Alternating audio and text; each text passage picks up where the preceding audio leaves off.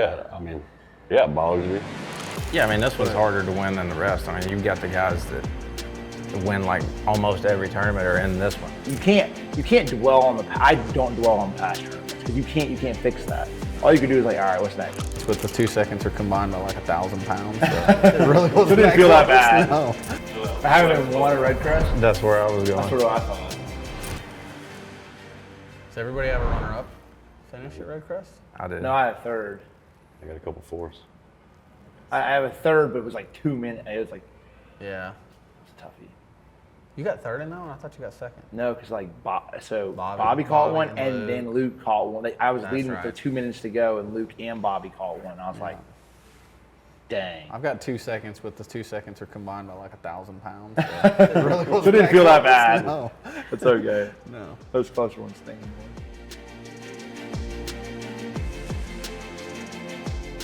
Oh yeah, I mean, yeah, it bothers you. It bugs If me. it that doesn't, it you're bugs not me that I hadn't won it, but like, it doesn't bug me that I came close. I mean, it makes you want it more. True. Yeah, I mean, this one's harder to win than the rest. I mean, you've got the guys that win like almost every tournament are in this one. So, I mean, it's, you know, everything's multiplied that much more. So, I mean, more pressure. You know, it's a lot of different format, especially this time with just 3 days. So, a lot of different strategy, a lot of different moving parts. But, I mean, it's tough just to win any of them. Mm-hmm. Yeah. Yeah. For me, I'm just like, heck, you have more seconds than, I mean, you just put yourself in position as many times as you can, and then you're just like, you can't dwell on I don't dwell on past tournaments because you can't fix that. All you can do is like, all right, what's next? Like that's the only thing. It's like it's tough because it's easy to go back and like, damn, I could have done that, could have done that, could have done this, could have done that. And it's like, in the grand scheme of it all, I could do 1,000 things the right way. And come back if I could have done it the right way. You know, it's like. I dwell more on like last year REDCREST. I didn't make the knockout round or championship round, whatever. I dwell a lot more on that than I do a second place finish. Because like you finished second, you did make a lot of right calls. You did your within the realm of things. You did your job to put yourself in position to win. What bugs me is when you qualify for this thing all year and then you don't even give yourself a shot, right? That's the problem. Like even last year, I pushed your chip. You got to figure out when you're gonna push your chips in. Mm-hmm. At some point in time in this tournament, everybody's gonna have to figure out when we're gonna lay the chips in, and then you're gonna have to chance it. Yeah. And so sometimes that's the first day for someone. Sometimes that's the dang second day. Sometimes that's the championship day. So you just got to figure that out. Like last year, I did second day. I was like, I'm gonna do something different. You go, because like I'm not gonna win the tournament, be doing what I was doing. You know, and just like you got to figure that out though. Yeah. This is the kind of tournament though you got to be okay with bombing because like 100%. that you're going all in. Yeah. Listen, trust me, it doesn't matter how many times you finish second in this tournament. Nobody's gonna be like, oh yeah, great job, finished second 14 times. It's just not gonna happen. Yeah. So it's like 40th or 35th in this case. Yeah. Second, who cares? I mean, like now the money pays. It's like 45 grand difference. I care about that. It's a valid point. That is a valid point. It's obvious we're all competitors, so like we all want to win everything we fish, but you know, in all honesty, it's hard to win, especially when you're fishing against 35 guys that all fished good and got here. But the competitive side of me is like, I don't know, I get angry when I don't do good. Like I get pretty upset with myself.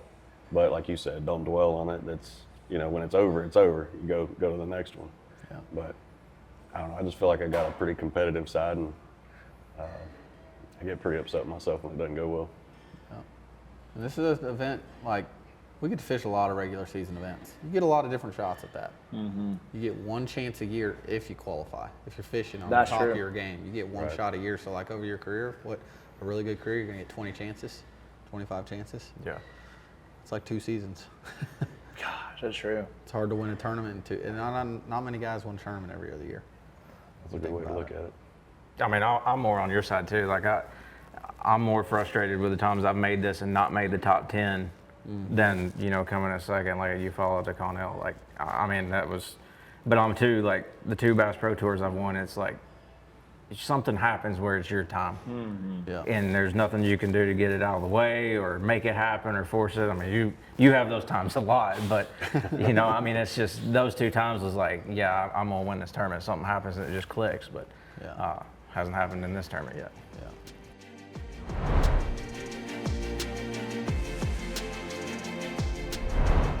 Just the fact that you don't get the, like AJ said, Yeah. it's the fact, because it's actually the easiest tournament to win. So it's Technically. smallest field. Yeah, smallest field, less Right. competitors. So the variables, if you just look at it from the math perspective, it's the easiest tournament to win. The problem is the one tournament, like you said, that you fish Yeah. the least. And it's So it's like you don't get that many shots. It's a completely different mind game here too. There's no points on the line. There's no heavy hitters fishing on the line. There's Yep. like everybody fishes this tournament just a little bit different as far as how much risk you're willing to take. It's a valid point.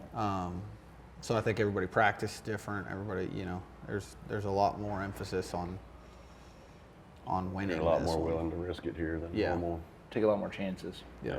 You're looking at most normal tournaments. How could I catch enough to do well, get good points, qualify to get there?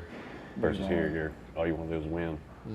Yeah, I mean, I just got through rigging all my tackle and taking tackle out of the boat and stuff, and I took so much out that I'm like, I might need that, but if I have to resort to that, I have no chance of winning. So what's the point? That's true. I just went ahead and took it all out. It's all out of the way, and I feel like this is one you have to fish your strength, whatever that may be. Yeah, So I agree. Just whatever happens, happens. Whoever wins this tournament will be fishing their strength. Yeah. 100%. 100% agree with Whether that. you're a strong scoper, that's going to dominate. Whether you're a Shallow water power. bed fisherman, whether you're a chatterbait fisherman, dirty water fisherman, they're going to. You're gonna fish the These way. championship events, it's almost always fishing your strength. Almost always. I agree with that. So.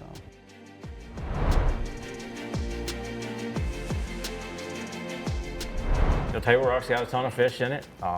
Shortage bites are not going to be a shortage of. So, I feel like the guy that's going to win this is going to have something figured out where when he sets the hook, he's in the area that has the highest percentage of 2+ pounders. And I've figured out an area of the lake I feel like I can get that suits me the best, that I can do that. See how it goes. Yeah, the place is chock full of fish. I mean, there's no shortage of them. I've never been here this time of the year. It's usually been a little bit later or in the fall.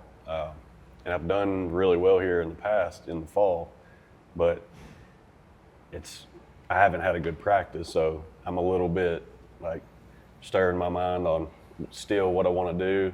I did a lot of running around looking, like run 6 or 8 miles, fish some stretches. I saw you a bunch. Yeah. I'd run down the lake some more, fish some stretches. And See you then- again. Yeah, see you again. But it's like I just wanted to run and look at everything. There's stretches of dirty water in between 2 stretches of real clean water. Figuring out if I want to fish dirty water, clean water, that kind of stuff, and just get a vibe. Still, I don't really have a great vibe about it, but somebody's got to win. Somebody's going to go home, with 300 grand and a big trophy, and it could be any of us.